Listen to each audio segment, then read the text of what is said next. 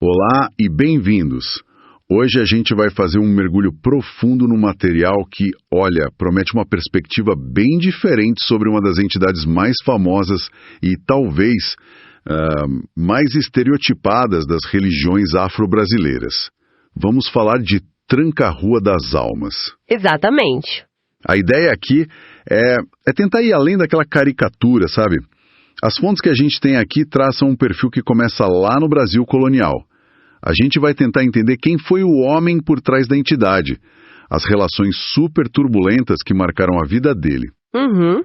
E como essa figura histórica se transformou nesse guardião espiritual que tanta gente conhece hoje. E o mais interessante é que o material não para na biografia, né?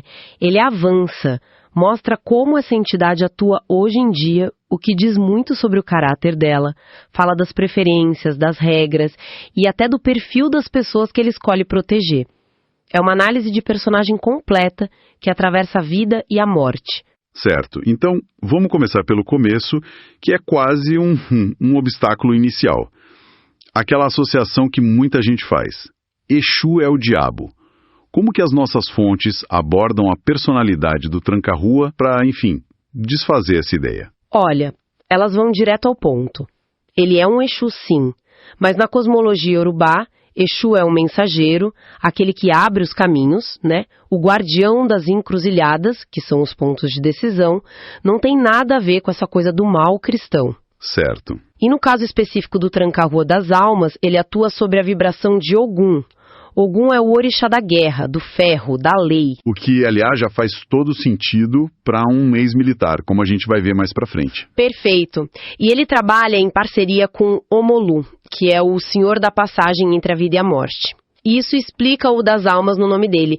Ele é um guardião que atua nesse limiar. E a personalidade dele? Sobre a personalidade, o material traz um detalhe que eu acho simplesmente genial. Conta aí. Diz que ele não é de muita conversa, sabe? Especialmente sobre o passado. E se alguém, por ignorância ou até provocação, fica insistindo naquela pergunta, você trabalha com o diabo? Ele é totalmente capaz de olhar para a pessoa e responder sim. Sim. Sim, com a maior tranquilidade do mundo, só para se livrar da pessoa. Isso é fascinante. Então a resposta não é sobre o diabo, é sobre poder e controle. É como se ele dissesse, a minha energia não está aqui para satisfazer sua curiosidade superficial. Exato. Isso já estabelece desde o início que não é uma entidade que busca agradar, que precisa de aprovação. É um filtro. Quem não tem profundidade para entender fica com a resposta rasa. E antes da gente avançar, só uma distinção importante que o material faz. Qual? O Tranca-Rua das Almas, que é essa história que se passa no Rio de Janeiro, é uma entidade. O Tranca-Rua de Embaré, de São Paulo, é outra. Entendi. Nomes parecidos, funções até semelhantes, mas são origens e histórias diferentes. O nosso foco aqui é do Rio. E é aqui que a história dá um nó na cabeça. Porque toda a imagem que se cria de Exu muitas vezes é ligada a figuras marginalizadas, né? À margem da sociedade. E a fonte vem e diz que ele era o oposto. Ele era a própria lei. Chocante, né? O militar português, o equivalente a um policial de alta patente no Rio de Janeiro da era colonial. É uma virada em tanto no roteiro, não é?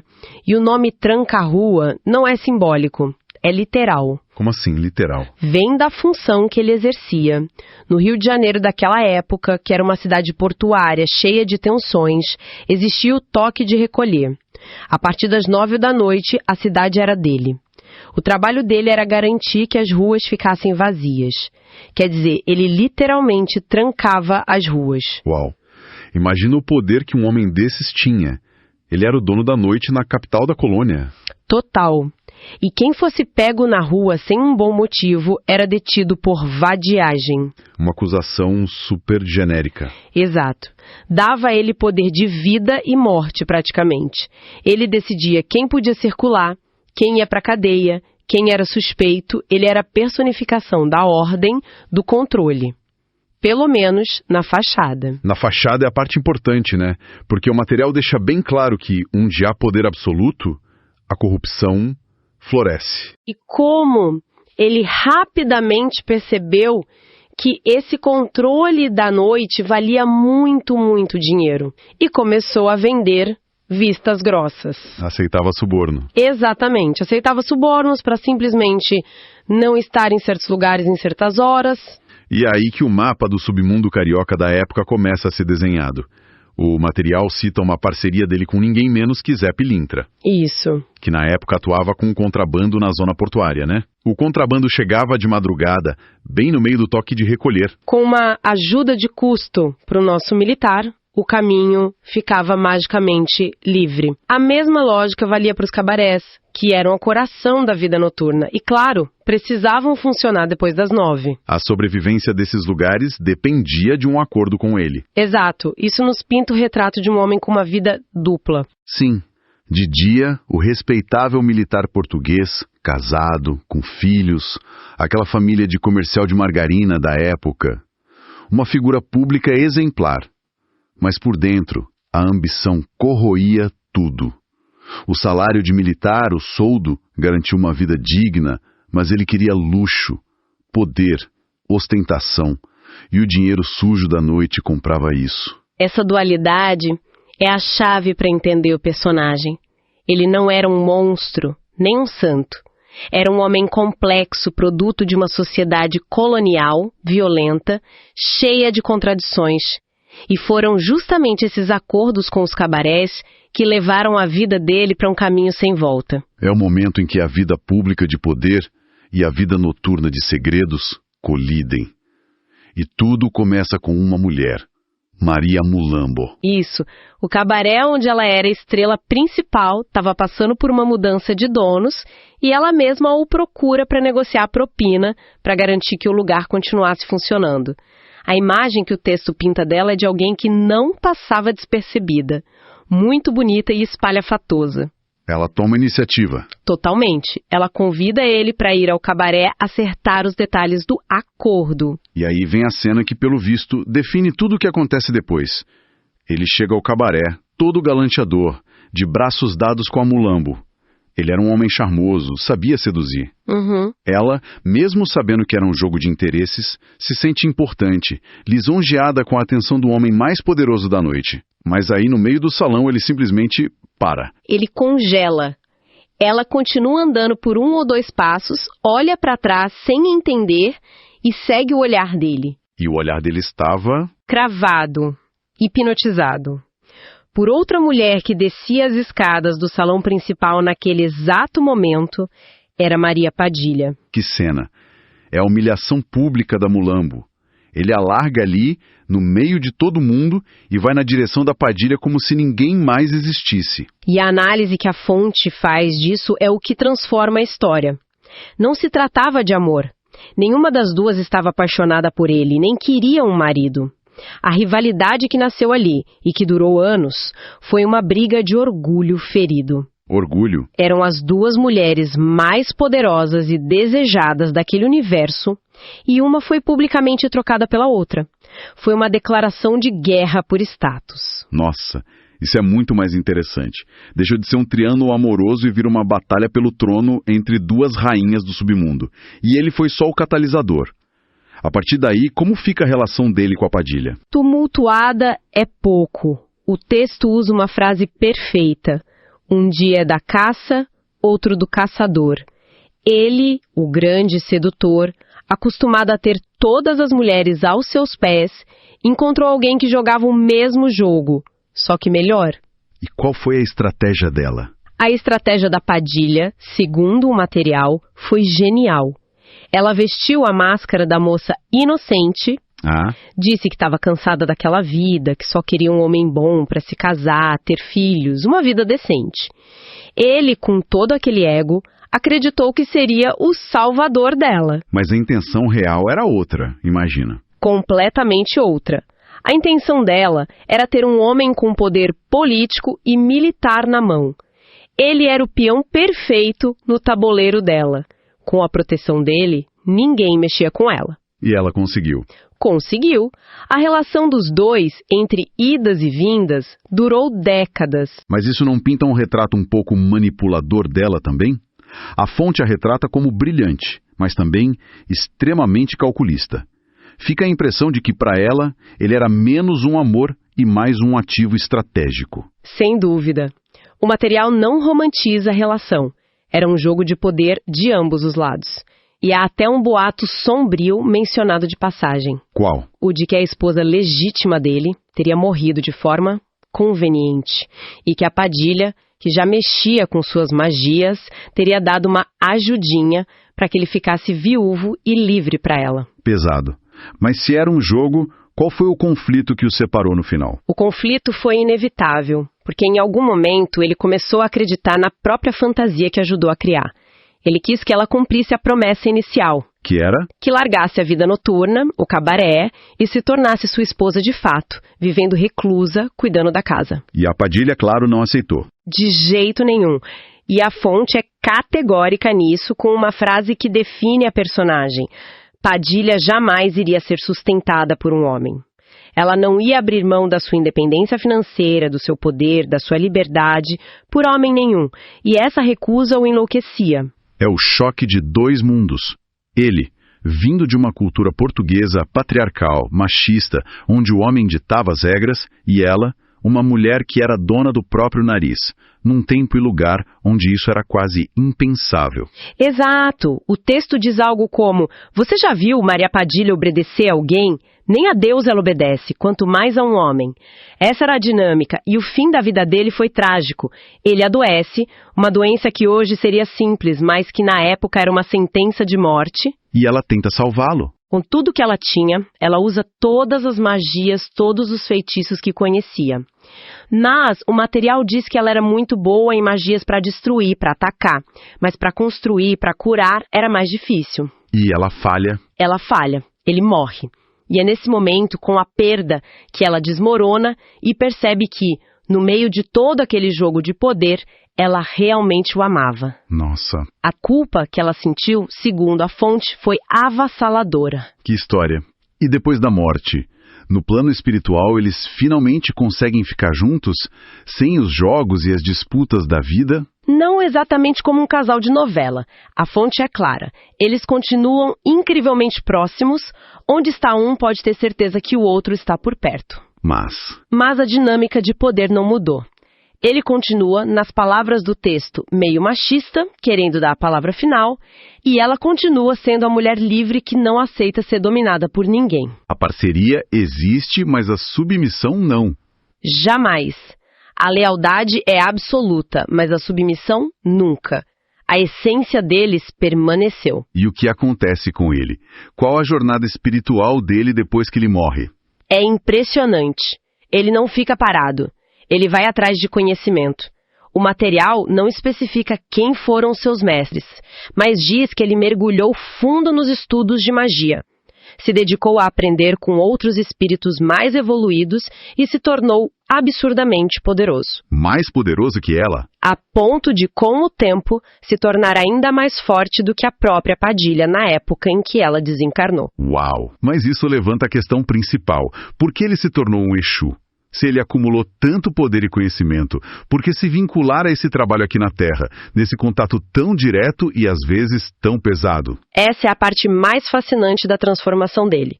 A explicação que o material dá é quase metafísica. Como assim? Diz que ele se aprofundou tanto em magias muito densas, magias de grande poder de manipulação da matéria e da energia, que a própria natureza deixou de reconhecê-lo como um espírito humano comum. O que isso quer dizer na prática? Quer dizer que a magia o modificou num nível essencial.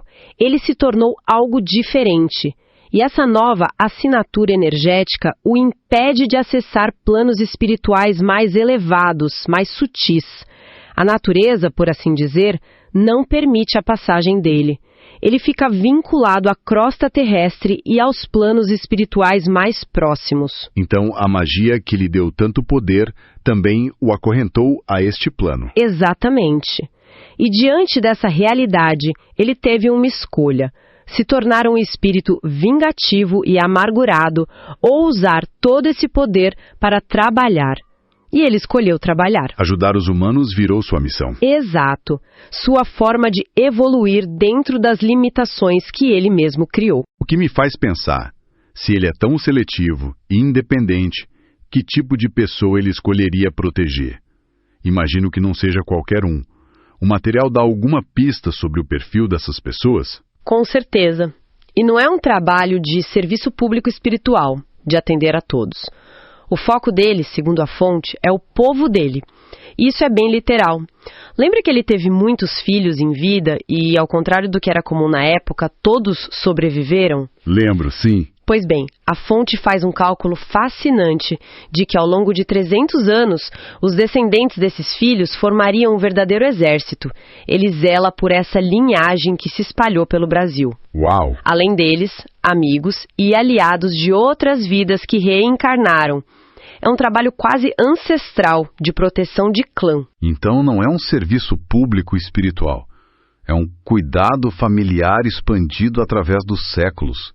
Isso faz muito mais sentido com a personalidade dele. Mas o material também reforça muito a independência dele, certo? Muito. E essa é talvez a lição mais importante para quem busca a ajuda dele. Ele não é uma entidade que pode ser doutrinada ou forçada a fazer algo. A fonte é taxativa. Ele só faz o que ele quer. Se ele decide ajudar, ele vai até o fim. Se ele decide que não é o caso, não há reza ou oferenda que o faça mudar de ideia. O que mostra uma consistência incrível com o personagem em vida. O homem que fazia as próprias regras. Perfeito. A frase do material que resume isso é fortíssima. Desde que ele era vivo, ele sabe quebrar a lei. Agora, depois de morto, ele continua sabendo. Nossa. Isso mostra que ele opera com um código de honra próprio, não necessariamente com a nossa moralidade humana. Isso exige um respeito imenso. E sobre as práticas, as oferendas, o material detalha como as pessoas se conectam a ele. Sim, descreve as práticas mais comuns, são formas de agradecimento e de estabelecer uma conexão energética.